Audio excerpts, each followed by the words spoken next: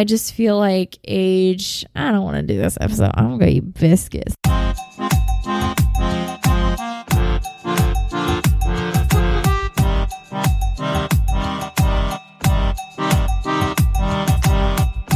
Hey, Heifer. I am in an introspective mood, and I thought I'd grab my microphone and talk about it because I have a podcast. Isn't that so convenient for moments like these? And welcome to Angus Eye Tea, the podcast about fuck if I know anymore. I'm Elaine. Hi. Yeah, today it's a weird headspace, and I have been in an interesting space, creatively speaking. Possibly at all times. Obviously, I think creativity just lends itself to chaos and confusion, probably, all the time. But I was just thinking about how I actually really enjoy hearing other people talk about their creativity, especially if they're big people. Like, I'm thinking about people, I don't know why, I am fascinated about what YouTubers think of YouTube. Anytime there's a big enough YouTuber or one of those people who do the YouTuber like video essays, I find them fascinating when they analyze the platform and you kind of hear what some of these people who've been on the platform for like 10 years think about where it started, what they think will happen next, and all this stuff. And so I'm kind of kept up more in the YouTube sphere because I'm old, apparently.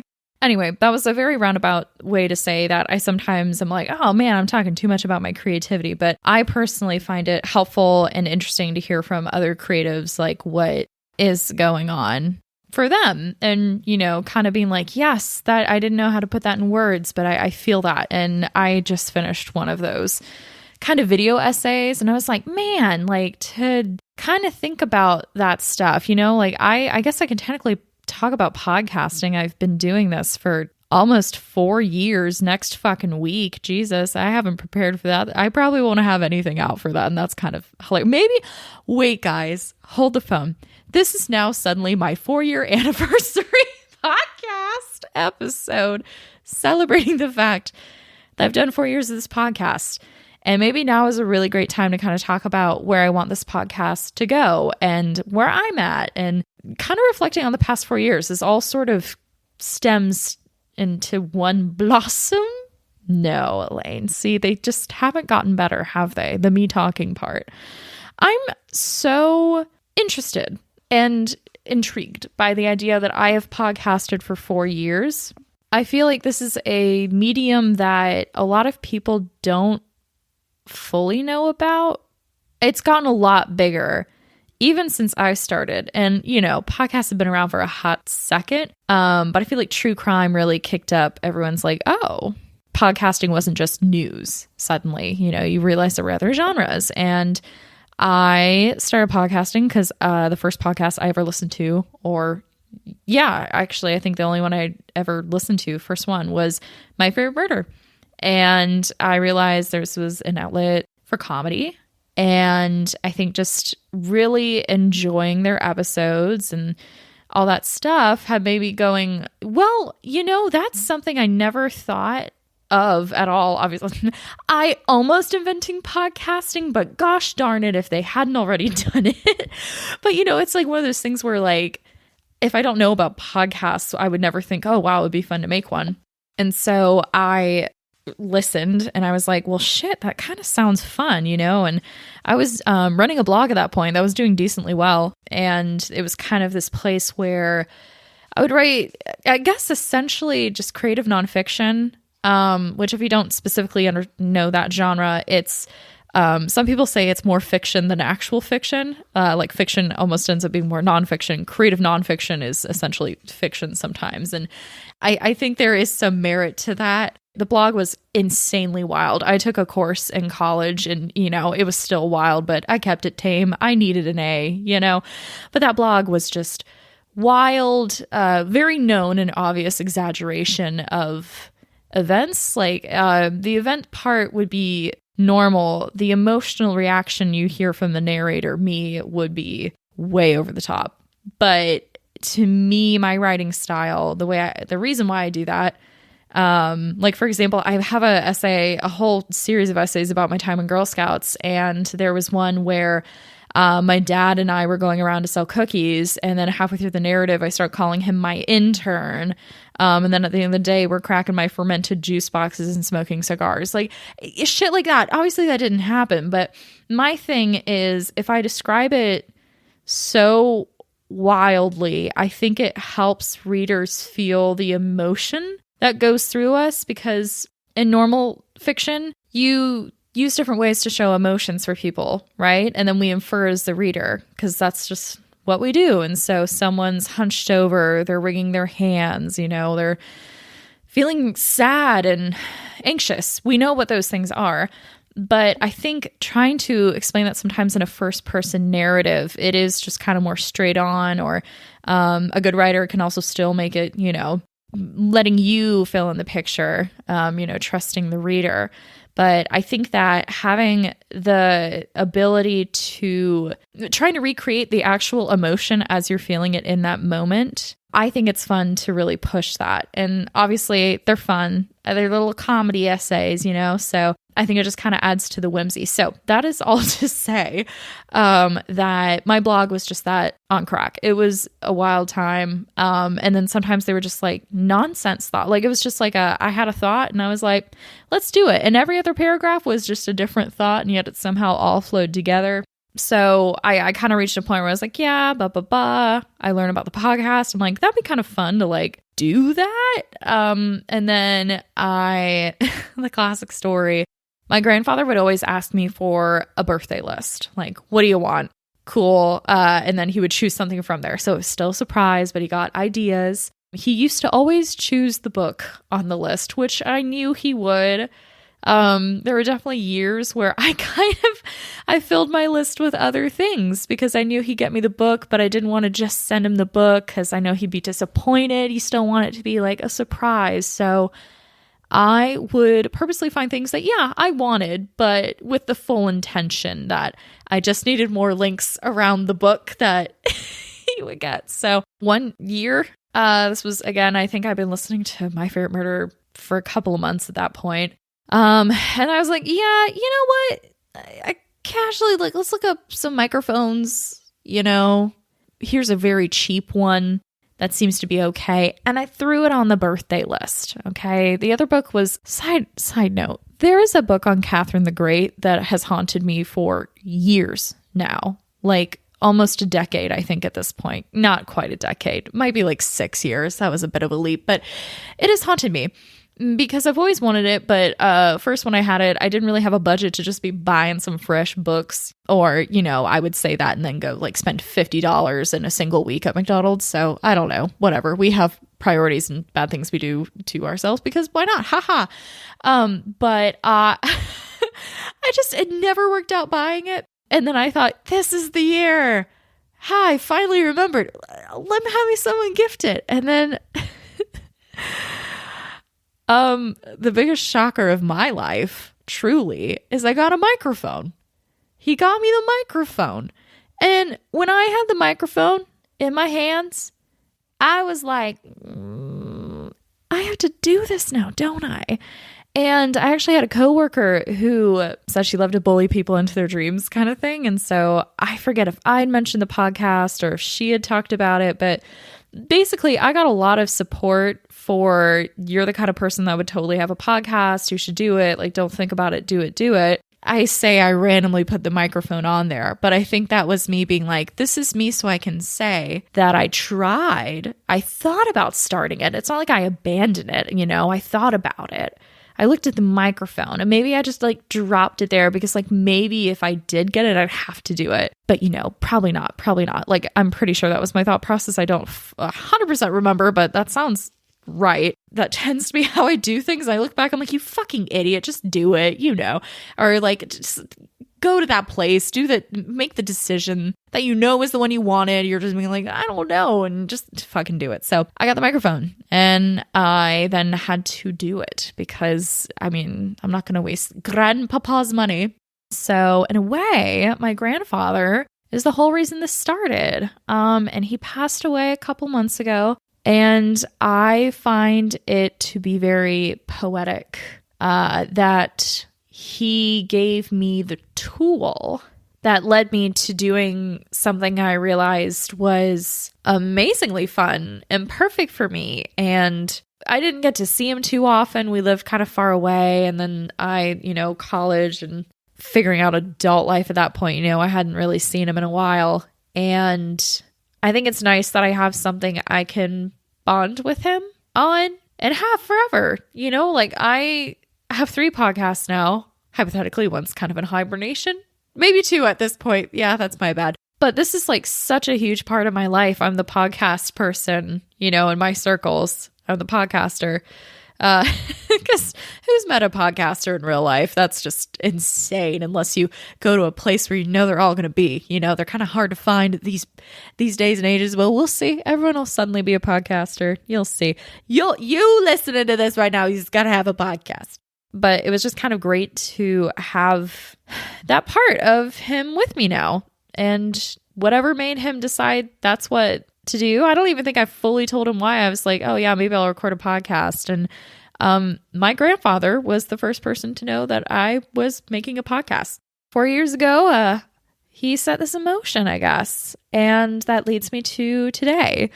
And I guess the creative ups and downs over the past 4 years I've had, and why I guess it's so important to me, which I think it probably has come through, but creative projects are a huge part of my self. I would say part of my identity, which is why I get so frustrated when I can't move on any of them. And then I'm like, what is my purpose in life? What is my joie de vivre? C'est ennui. All these other French words I know from 6th grade. And all these projects are things that I would love to be able to have be the majority of my time in this life. Like, I love making things. I love making people laugh, and these are great things I have. Lately, I have not been able to really do it all. And I do have a problem where I'm like, I suddenly want to start all these projects.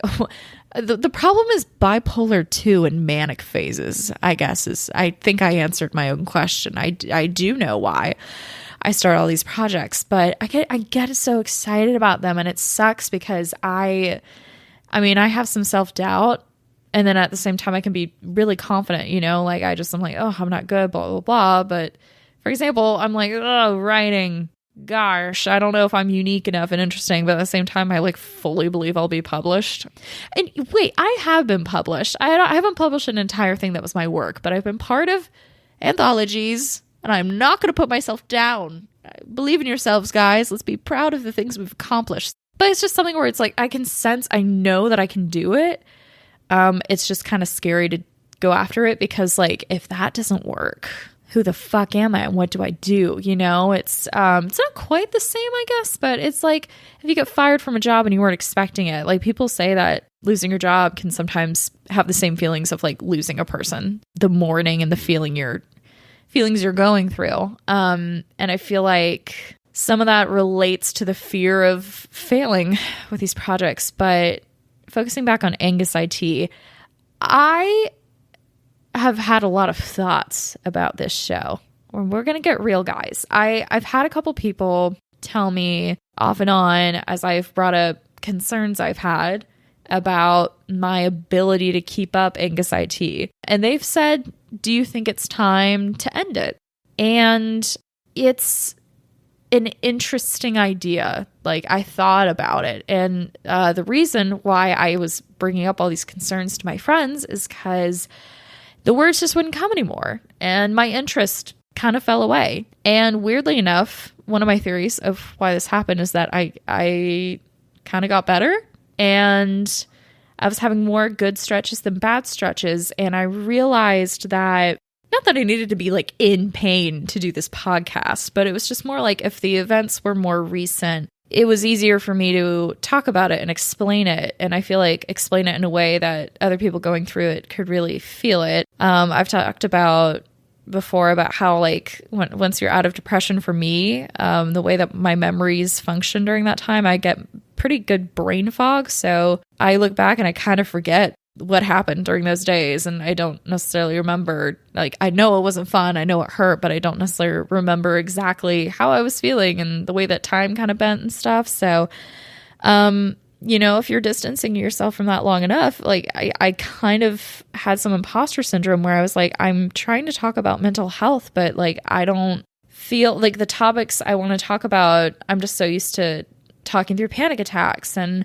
stigmas and all this stuff. And I just felt like I wasn't coming from a genuine space there for a bit because I felt pretty good. Not that those things, suddenly went away. It was just, I finally hit like a good medication and a good blend of everything that luckily those things weren't as constantly present in my life. So I was worried I couldn't remember them properly and trying to talk about depression, which I still get. Don't worry. I think I'm in one, but they're not as bad as they were. I think part of me also, first part, can I even describe the things I want to talk about, and do these topics even relate anymore to who I am? And I never wanted to come off disingenuous on this podcast. The other aspect was, I think it was hard to try to think of painful things, and not like I was like, here's my pain for joy.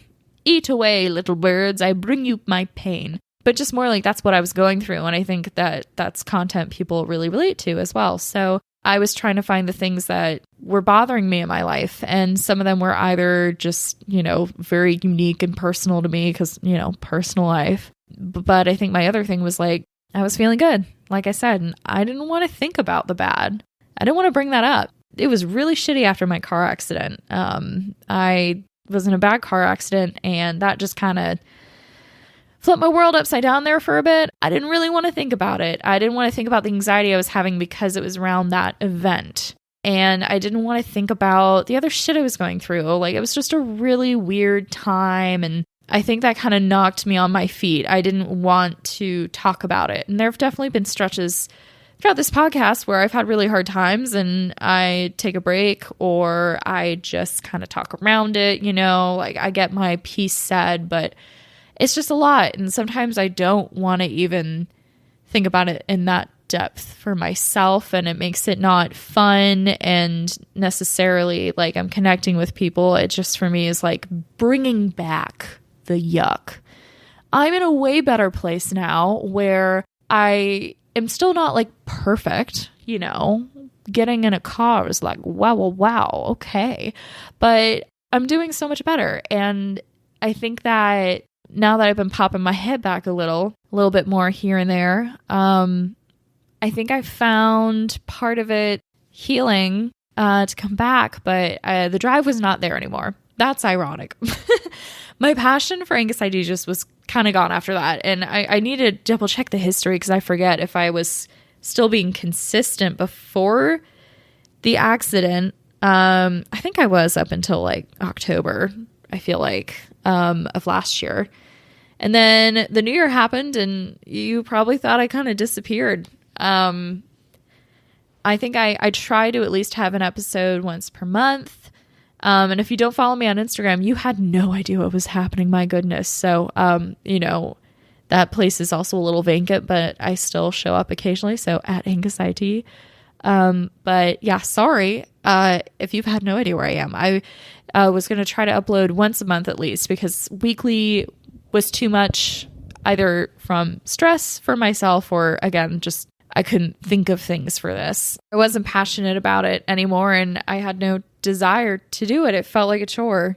Editing felt like a chore, and editing for Angus Eye Tea is not that much. It's still time consuming, but I mostly cut out awkward pauses and like me doing stupid shit. And the awkward pauses are me just forgetting things and then staring into space for a minute before I'm like, yeah, okay, this is probably a close enough area where we were in the topic, like it's pretty basic. And that just felt like too much. I kind of went through this phase too, where you guys, you're getting the whole tell-all. It's going to be like a fucking documentary. I had a whole stretch of an eye-opening moment about social media that I kind of know in the back of my head, but I just hadn't realized how much my phone controls my life until I've just been making myself actively think about it more. This will all relate back to my original podcasting thing I was saying, I promise. But I was just thinking about like this fucking rectangle of glass controls my life. I check it every fucking minute. I check the same apps. I go in an app loop where I'll be like, Instagram, nothing. TikTok, okay, nothing. Email, okay, nothing. Instagram, okay, nothing. And sometimes it just feels automatic. Like I'm not even thinking about it. I just go. And I hate that. I hate that. Like when I go to the bathroom, I take it with me. I go to let Fern out in the yard. I take it with me. Like nothing earth shattering can possibly happen. I'm not going to get mugged from the living room to the porch, you know? So like, it's not even a safety thing. It's just, why is this thing in so much control? And I realized that, yeah, social media does not make me happy. I feel neutral to bad most times. And I separately on top of that, had to be one of the people who uses social media because that's how I promote my podcast. If we did not have the internet the way that we have it, with platforms where people can communicate and not just be using internet things, I would not have the audience I have. I would not have had the same reach. So social media, it was something I had to keep up with. And I had a lot of fun with it. My Instagram stories were like basically a second podcast. I feel like the Insta stories should be its own series on here, shouldn't it? I just take my old bullshit. But I had fun. I'm making, it was just pictures of weird things. I think, I don't even know, mostly my dog. But I hit a point where I was like, I'm kind of over this and I'm overplaying the game and I just want to break. So it's not like I stopped using social media. I just was like aware of the pain I was causing myself, but I didn't fix it. Why would I? But I wanted that, but I couldn't because I had to maintain my others. And I also had this feeling like I was participating in some vicious cycle where I was someone who was trying to distance myself from it, but still feeling the pain of it. And yet I am on the other side creating the content I want you to consume so you interact with me and you see me. And, there's more too. Like, obviously, through this, I highly enjoy getting to talk to y'all. And I think it's a really cool, like, back and forth conversation we can still have, even though we don't live talk. You message me and it's really cool. But, I think, like, there's just something, and I would like to think my content is hopefully not making you feel bad. I'm not over there like with my injected butt plants on a fucking cruise in Hawaii. Like I would love that to be my life. Minus the butt implants, I'm good. That would be a lot. I would like sit down and bounce back and like break my neck flying into the wall across from me. But I'm not someone who is flashy, but I still feel like I'm I'm letting the media giants take away my life. It feels like sometimes. So that was a very dramatic section of why this podcast was possibly me talking to my friends about it ending. This has gone on way longer than I thought. So I guess this is it. This is where we are now. So yeah, one of the facets was I didn't want to do social media anymore. It felt like another aspect of the chore for this podcast. And I did cut down. It was fine. But it's so annoying to know that there's so much more you could be doing to make sure you're growing and just knowing that you're only one person and you don't have time to do it. And especially when your heart's not in it. I mean, I'm not going to find time for it. I'm going to watch endless YouTube horror video game walkthroughs because yes, that's my cup of tea on YouTube. That and bookstore ambience background loops for 10 hours. That's my Google ads are so confused.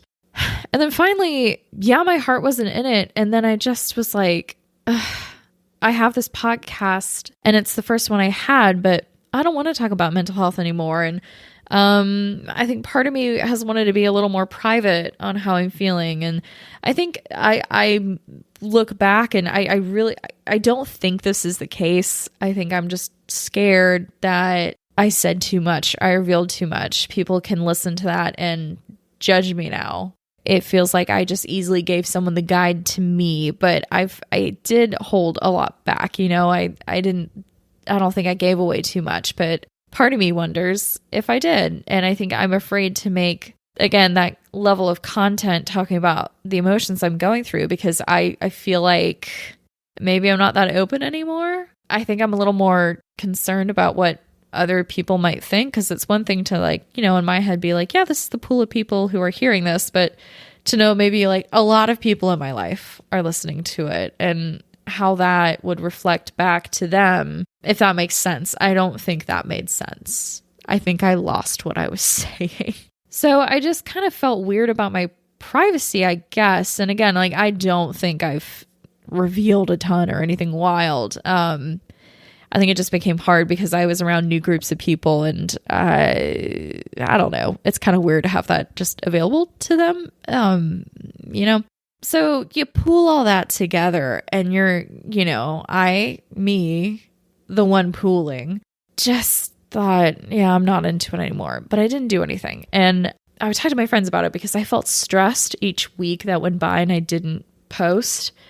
And I was like, I don't know what to do. And I'm trying to do Slashbucklers, which I have not touched in a year, but I still haven't, like, 2 episodes I can edit, and I have ideas for the next one. But it's like those 2 podcasts, Angus Eye Tea and Slashbucklers, I feel like I can't find the time anymore. And like, I'm just like fear and just stress and just all this stuff I feel like is getting in the way. But each day I don't post, I get more stressed. And my friends, a lot of them were like, do you think you're ready to end the show? And my immediate answer is like, no, I think I'm just, in a break or a hiatus or whatever. Because to me, ending the show wasn't an option, because this is the first podcast I've done. I learned how to do all my podcasting doing this. And if I stopped it, what would I have? Even though I have these other projects, it just kind of felt like, what would I do without the original? I think I'd feel empty. And then to me, I was like, well, if I think that, then I'm not ready to end the show. So I didn't really think about it more. I was still stressing, barely, getting an episode out once a month. And when I did, I was like, cool, that probably sucked, but there it is, and I wasn't having a lot of positive thoughts around it. And the more I was kind of throwing myself into Wonka Watch, which if this is for some reason the first episode you're listening to of this podcast, golly gosh gee, bless you.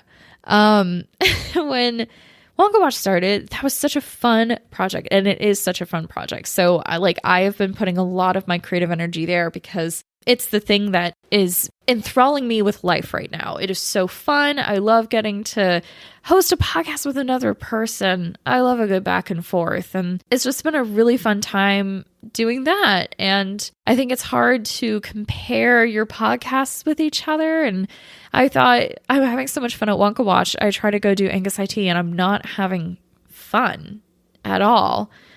So I started thinking about it again, and I was saying something to my friend casually. We were at the pool, and I was casually like, yeah, like when I did Angus Eye Tea, you needed to use this recording equipment, and I don't know why people don't do that. And my friend goes, did you hear what you just said? And I was like what? Did I fuck up a word? I know I do word salad sometimes. And she goes, no, you said when you used to do Angus Eye Tea, like it's done. And that really hit me. Because I didn't want this to end for very selfish reasons. But in that moment, I was like, I think I have to. Like, it's going to feel gross. And I don't like the idea of shutting a door, but it's not going anywhere. And I hate nothing more than having a creator just ghost on you and you have no idea why or what happened, especially if you're like really invested in them. And I realized I'm dragging these people along with like no plan in sight. And I think that it's nice to have some reliability from a content creator you enjoy as a level of trust. And I feel like I've broken that trust. I just feel like I wasn't committing, because another thing I've been very big about from the get-go is I don't want to create content just for the sake of creating content. That goes for all of my projects across the board. I don't want to post on Instagram just for the sake of posting on Instagram. I want it to have like a purpose, even if the purpose is just look how cute my dog is, that's a purpose. Fine. But I never wanted to pump out content just because that's the thing that would get me ahead.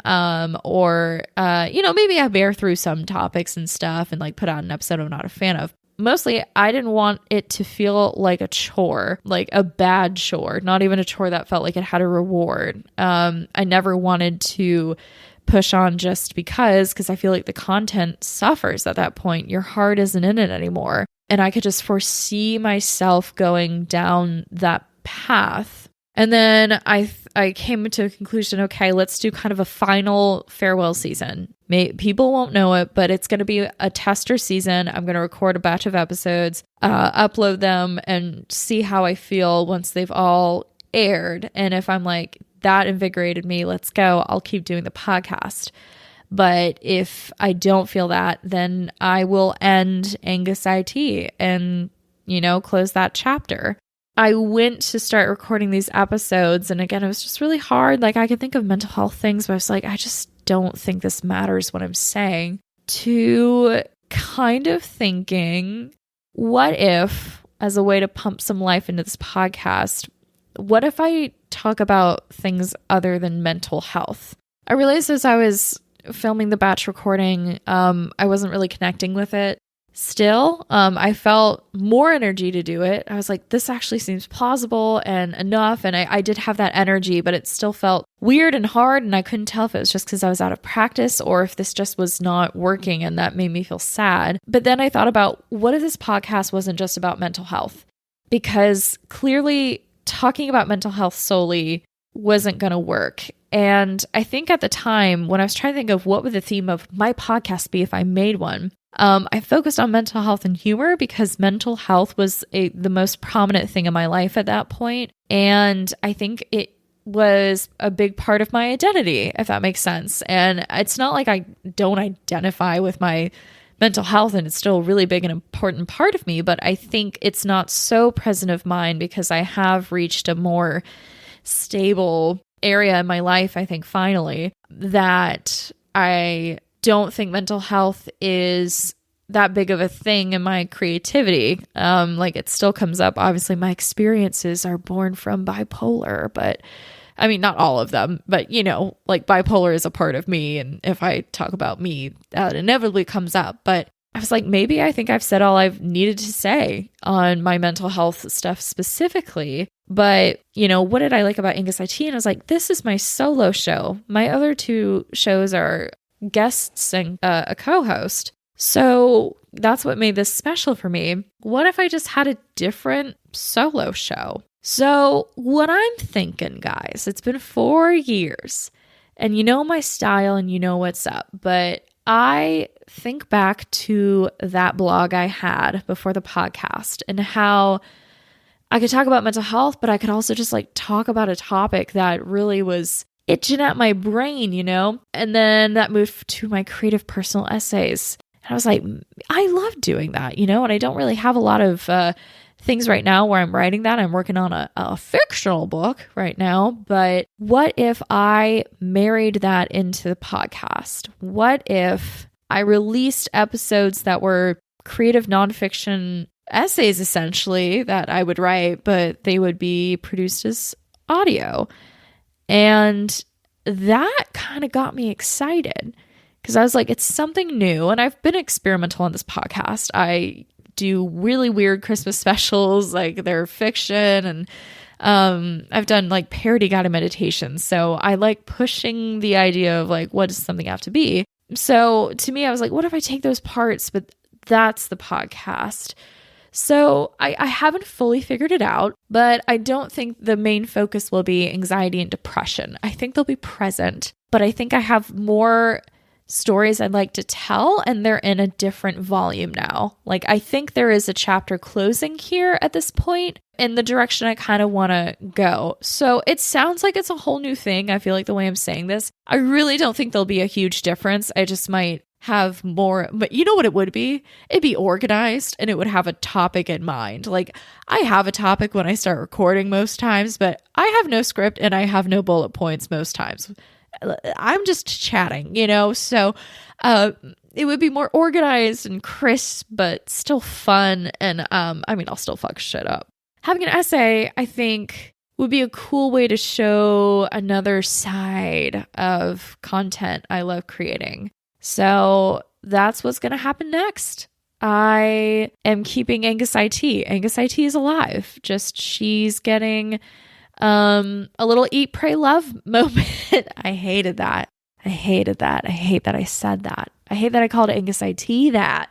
Man. But I think after 4 years, I am in a different place. And I think your creativity changes with you. You know, you can have your style, your brand, your stamp that everyone knows. But as you get older and things kind of change around you, you're not in the same environment always. Different people come and go, like jobs change, things just happen. And I feel like you get this different perspective and you start exploring that. And then, you know, since it's so like predominant at that point, it bleeds into the things that you create. So I feel like after 4 years, I have some other things I'd like to talk about. So we'll see. I can't believe it's been 4 years, and I can't believe it has gone on this long, and it did almost end, but we're giving it a go. So thank you so much for being on this. I fucking hate it. I'm about to say this journey. Thanks for being on this journey with me. But no, I thank you so much for, you know, y'all for listening to this for years, or if you just found me, thanks for coming on in. Welcome to the barnyard. I've never called us the barnyard. That was good. Jesus. Okay. Just thank you for kind of watching me grow up. You know, I know that's weird to say for someone in their 20s, but you know, you watched me grow up. A lot happened in 4 years, and I'm so curious to see what's next and to reflect a year from now how strange of a time it was at the beginning. I guess my last real quick thing I'll talk about is 4 years. 4 years. Like I've talked about what's happened during that time, but to just think that I kept this up for so long and I'm still doing it and I'm still gonna do it. It's just mind-boggling. If someone had to ask me, what would your best advice be out of all the experience you've learned in podcasting, what would your best advice be? I guess as someone who's done podcasting for 4 years, like what I would advise a newbie, I would just say talk about what you want to talk about. That'll be the main focus of your show. When things get tough, know your mission and know why it's important to you. I don't think I ever fully had a written idea in my head exactly of what my mission was, but it was present for me. And so that's why I would make the time to put it on my schedule and get it done, sacrificing other things in what you could call the real life, the outside life of podcasting, so that I could do the podcast I don't get paid for. You know, like this is all coming from the heart. And I think that was helpful because when it got hard, that was still strong enough to make me still do it. And I think if you're not in it, as I experienced these past few months, this past year with this podcast, you're not going to have the drive. And that's when you get pod fade. You know, you just slowly fade away and no one knows what becomes of you and you never get to have a final say. And I think getting to have a final say is important. Like, it's kind of like if you don't break up with someone and you just ghost them, it's like, okay, it was easy for you, but like you didn't get your final statement and you didn't provide your own conclusion either. And I want conclusions for this, but I don't think we're there. But yeah, love what you talk about. Thanks so much for listening to this episode. You can follow me on Instagram at Angus Eye Tea. That's Angus like the cow, I like the body part, and tea like the drink. You can also email me at angusit@gmail.com. I really hope that you are doing great, and I'm glad that you're listening to this because I know I'm inconsistent as a human. I hope that you find a $20 bill on the ground and then you invest it and it turns into $200. Wow. I don't know what you're investing in with $2, but good for you. I wish you all the best and I'll talk to you next time. Bye, heifers.